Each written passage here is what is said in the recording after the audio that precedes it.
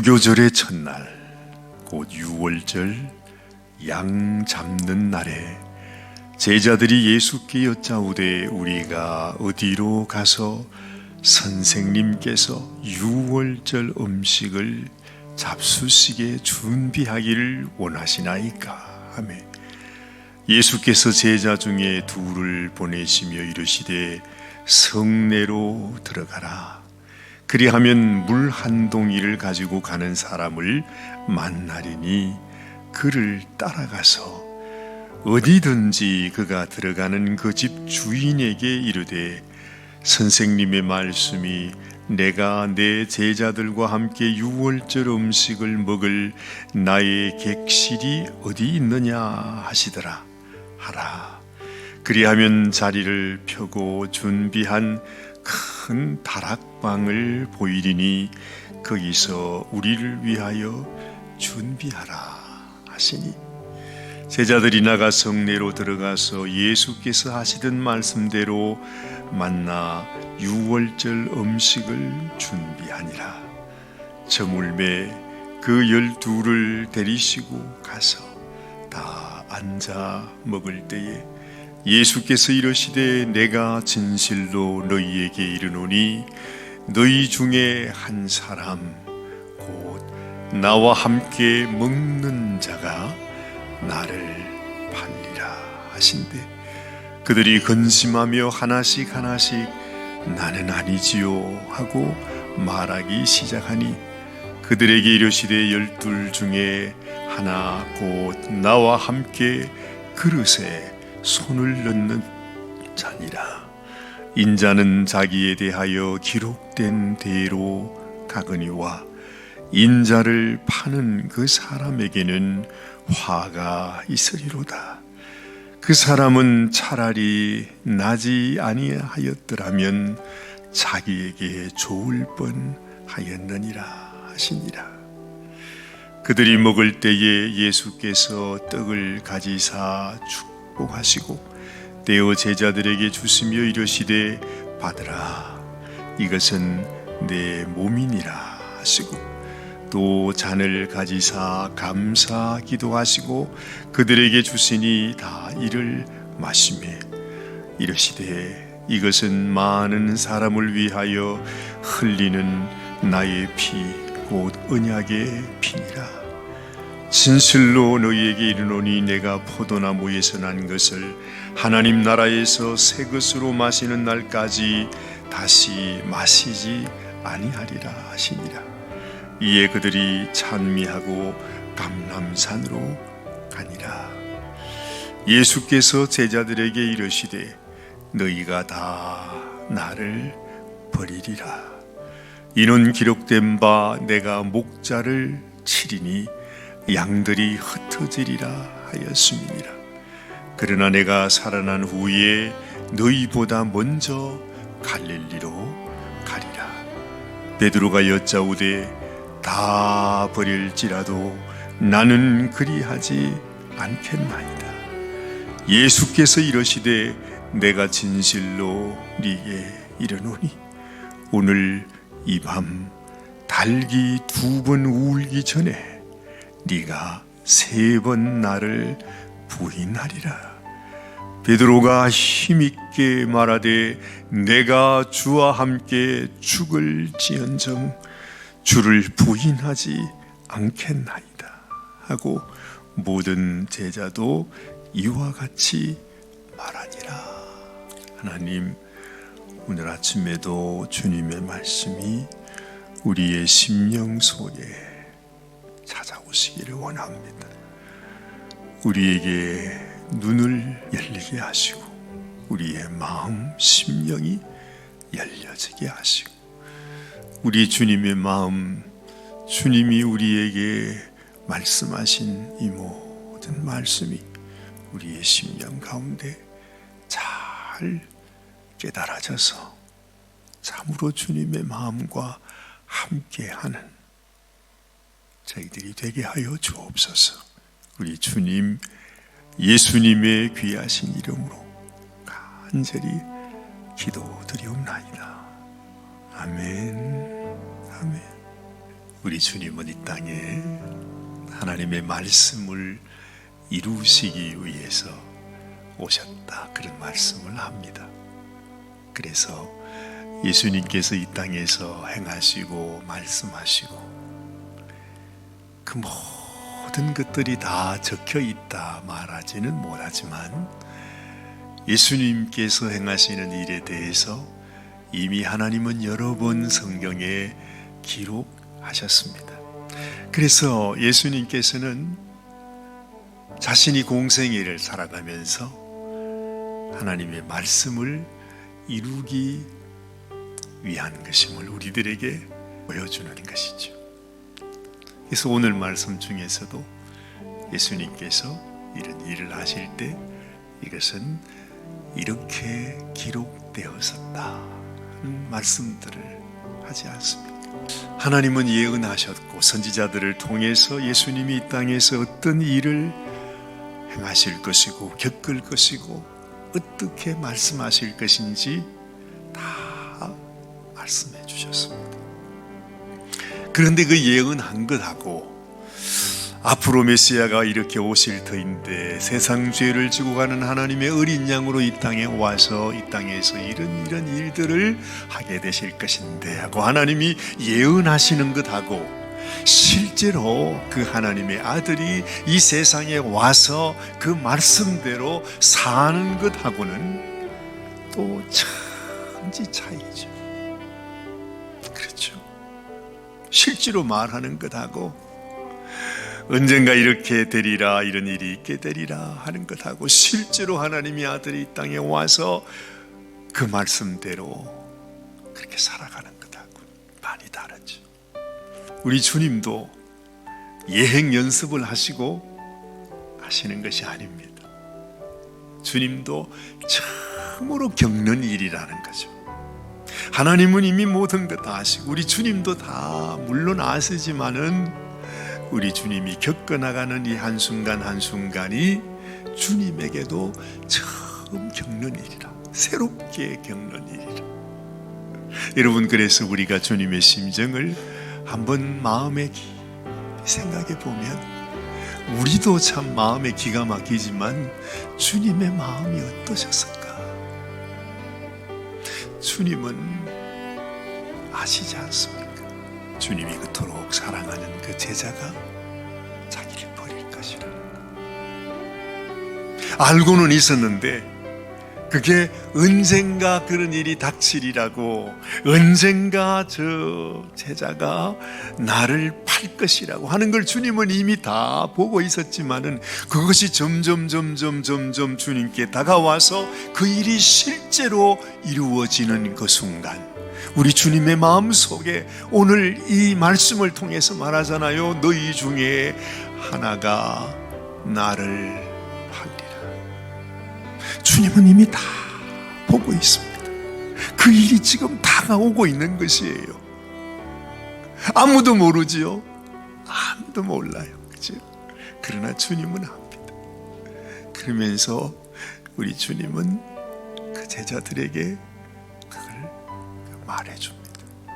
주님에게도 이미 일어난 일이 아니라니까요. 처음 당하는 일인데 주님은 그 말씀대로 그대로 이루어질 것을 주님은 알고 계시는 것입니다. 오늘은 그 말씀을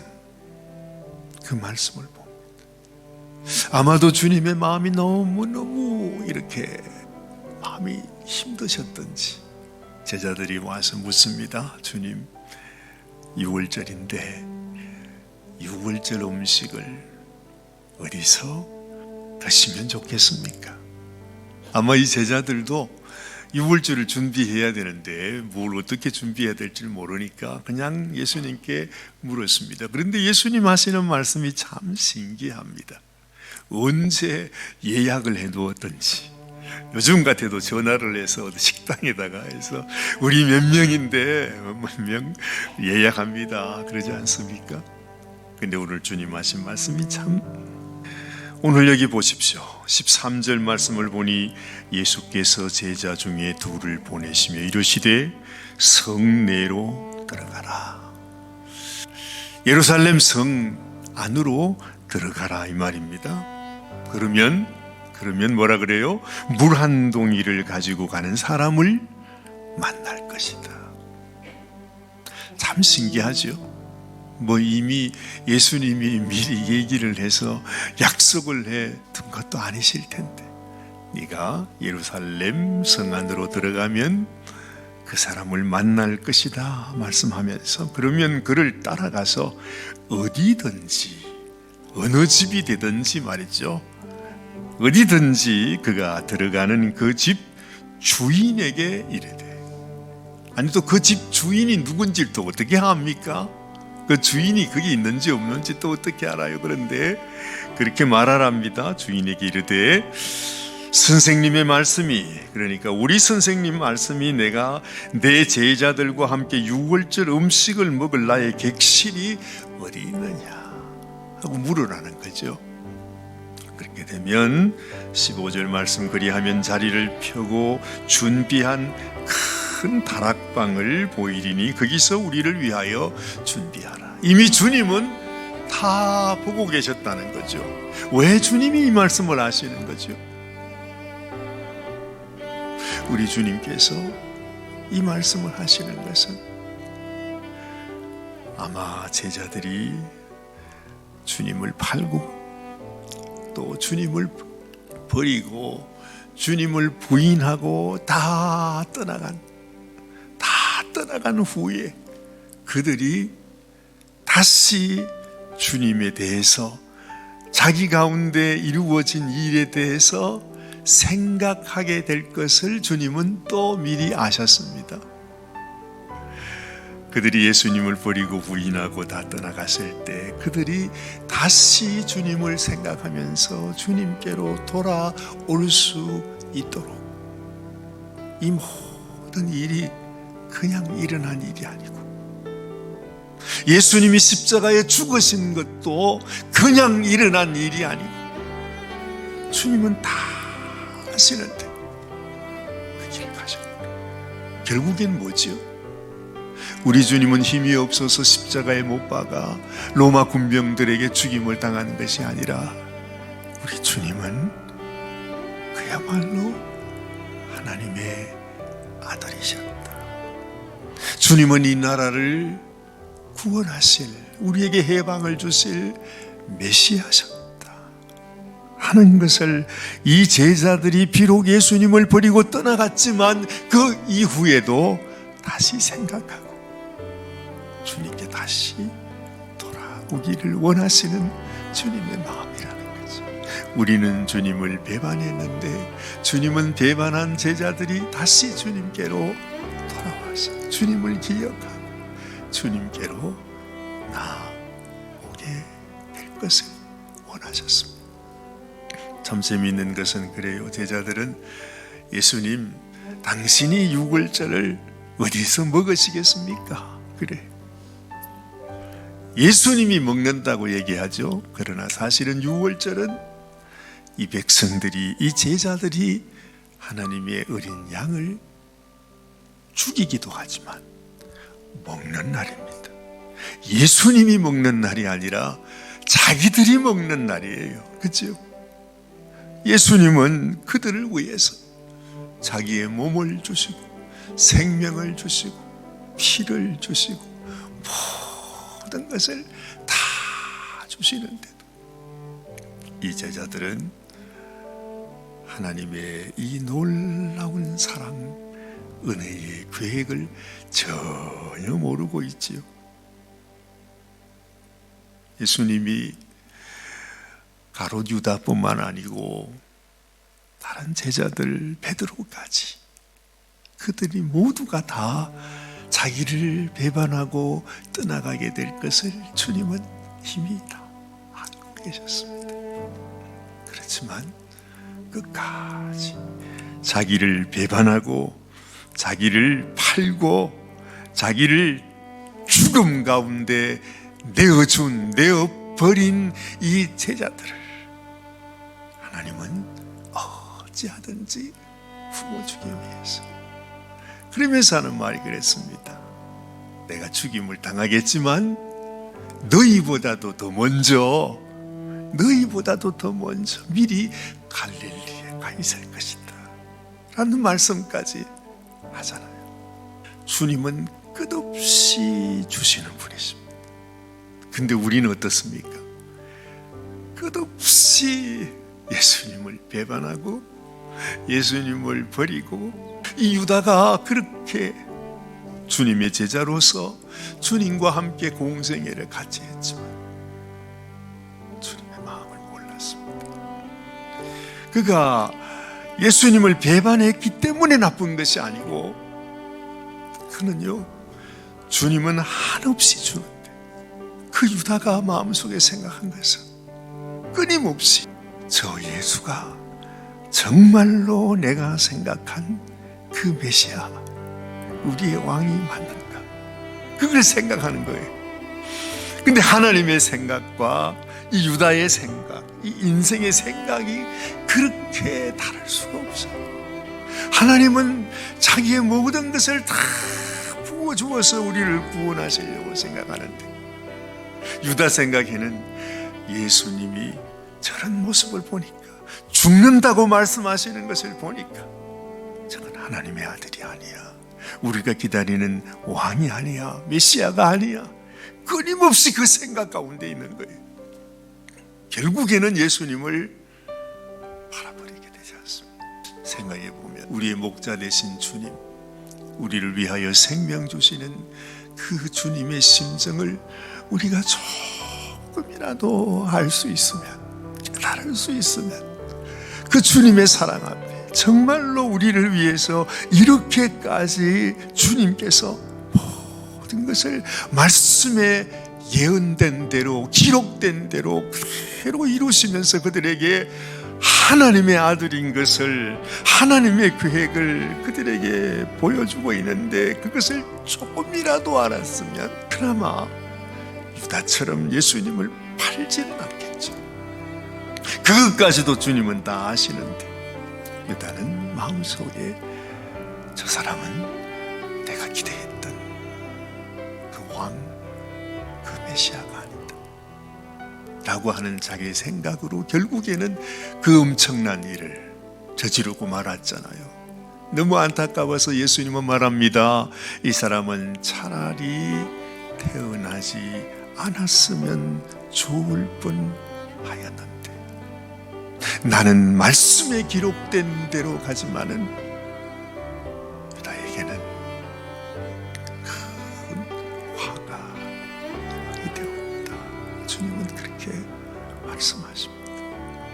이 말씀을 생각하고 있으니까 지금 우리의 모습도 똑같다는 생각을 합니다.